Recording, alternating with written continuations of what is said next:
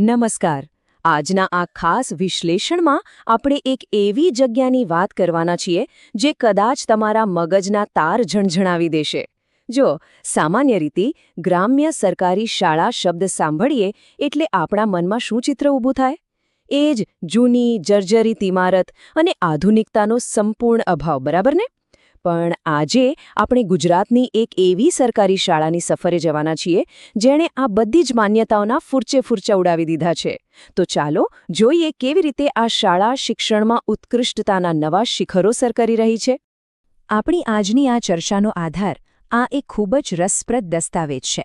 આ માત્ર કોઈ સરકારી કાગળિયો નથી હો, પણ નર્મદા જિલ્લાના ડેડિયાપાડા તાલુકામાં આવેલી મોસ્કુવા પ્રાથમિક શાળાની એક પ્રેરણાદાયક પ્રોફાઇલ છે.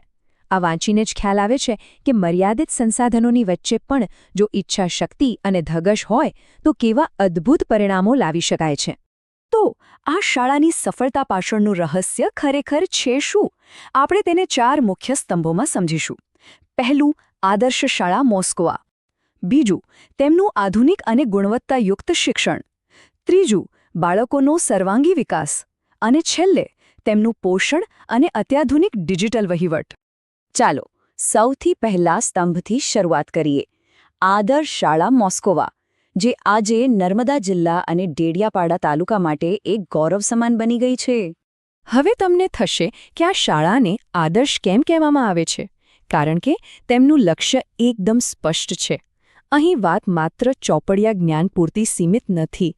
આ સંસ્થા બાળકોના સતત અને સર્વાંગી વિકાસ માટે પૂરેપૂરી સમર્પિત છે. વિચાર કરો, એકદમ પાયાના સ્તરે એક ગ્રામ્ય વિસ્તારમાં આવો સર્વાંગી વિકાસ ખરેખર એક ગેમ ચેન્જર છે. એ ફક્ત બાળકોને અક્ષરજ્ઞાન નથી આપતું, પણ તેમને આવતીકાલના સક્ષમ નાગરિક બનાવે છે. એકદમ પરફેક્ટ વિઝન, ખરું ને? હવે આગળ વધીએ આપણા બીજા સ્તંભ તરફ, આધુનિક અને ગુણવત્તાયુક્ત શિક્ષણ. અહીં સૌથી મહત્વની વાત એ છે કે તેઓ ગોખણપટ્ટી કરતાં સમજણ પર સૌથી વધુ ભાર મૂકે છે. હવે સવાલ એ થાય કે ગોખણપટ્ટીમાંથી છુટકારો કઈ રીતે મળે? તો તેનો સીધો જવાબ છે એક્ટિવિટી બેઝડ લર્નિંગ, એટલે કે પ્રવૃત્તિ આધારિત શિક્ષણ. આ લોકોએ સમય સાથે તાલ મિલાવીને ડિજિટલ સાધનો અને પ્રાયોગિક પ્રવૃત્તિઓનો જબરદસ્ત ઉપયોગ શરૂ કર્યો છે.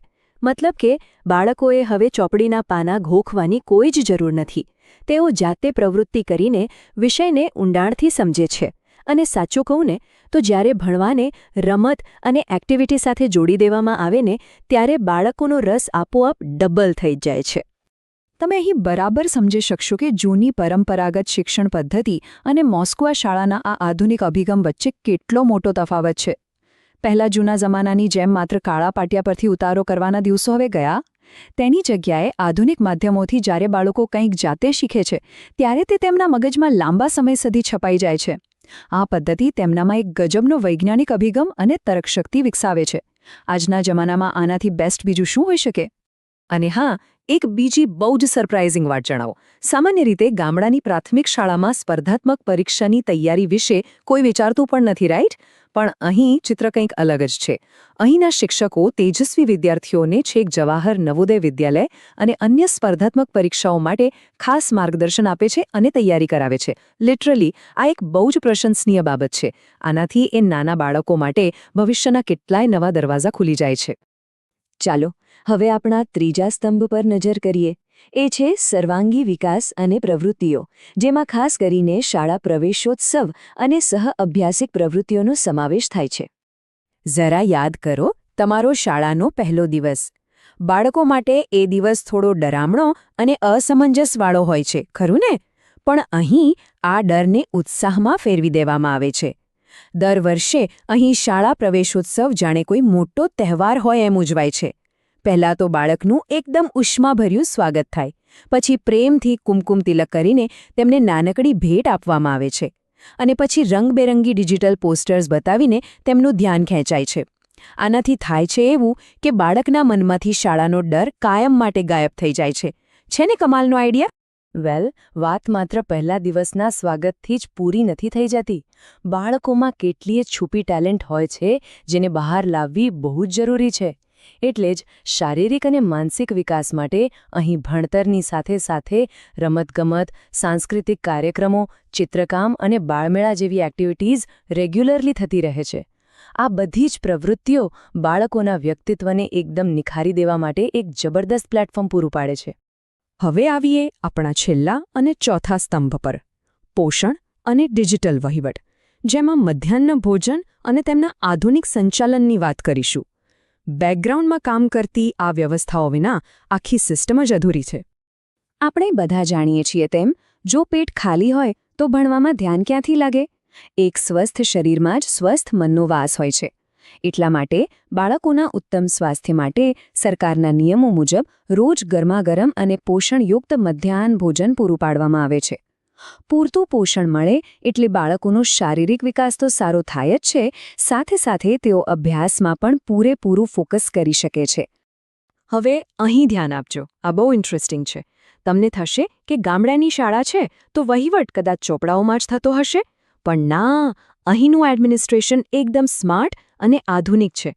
બાળકોની હાજરી ટ્રેક કરવી હોય, પ્રોગ્રેસ રિપોર્ટ બનાવવા હોય કે પછી અન્ય દસ્તાવેજો સાચવવા હોય, આ બધું જ આધુનિક એક્સેલ શીટ્સ અને ઓનલાઈન પોર્ટલ મારફતે એકદમ ચોકસાઈથી થાય છે. ખરા અર્થમાં ડિજિટલ ઇન્ડિયાનું સપનું અહીં ગ્રામ્ય કક્ષાએ સાકાર થતું જોવા મળે છે. આ બધું જ જોયા પછી દસ્તાવેજમાં આપેલી આ એક લાઈન મારા મનને સીધી સ્પર્શી ગઈ. આખી શાળાની આ અકલ્પનીય સફળતાનો સાચો યશ જો કોઈને જતો હોય તો તે છે અહીંના મિત્ર સમાન શિક્ષકો. તેઓ ફક્ત પોતાની ડ્યુટી પૂરી નથી કરી રહ્યા, પણ અક્ષરશઃ ગ્રામ્ય વિસ્તારમાં શિક્ષણનો દીવો પ્રજ્વલિત રાખીને એક આખી પેઢીનું ભવિષ્ય રોશન કરી રહ્યા છે. તેમનું આ સમર્પણ ખરેખર સેલ્યુટ કરવાને લાયક છે. તો આજના આ વિશ્લેષણના અંતે આપણા સૌના માટે એક બહુ જ મોટો અને વિચાર પ્રેરક પ્રશ્ન ઊભો થાય છે. આધુનિક ડિજિટલ સ્માર્ટનેસ અને બાળકો પ્રત્યેની લાગણીનો આવો અદ્ભુત સંગમ ધરાવતા મોસ્કોવા શાળાના આ મોડેલમાંથી આપણી અન્ય સરકારી શાળાઓ શું શીખી શકે? શું આપણે દરેક ગામમાં આવી એક આદર્શ શાળા ન બનાવી શકીએ? આ એક એવો વિચાર છે જેના પર શિક્ષણ સાથે સંકળાયેલા સૌ કોઈએ ચોક્કસથી મંથન કરવું જોઈએ. આજના આ વિશ્લેષણમાં મારી સાથે જોડાવા બદલ તમારો ખૂબ ખૂબ આભાર. બસ આવી જ રીતે કંઈક નવું શીખતા રહો અને વિચારતા રહો.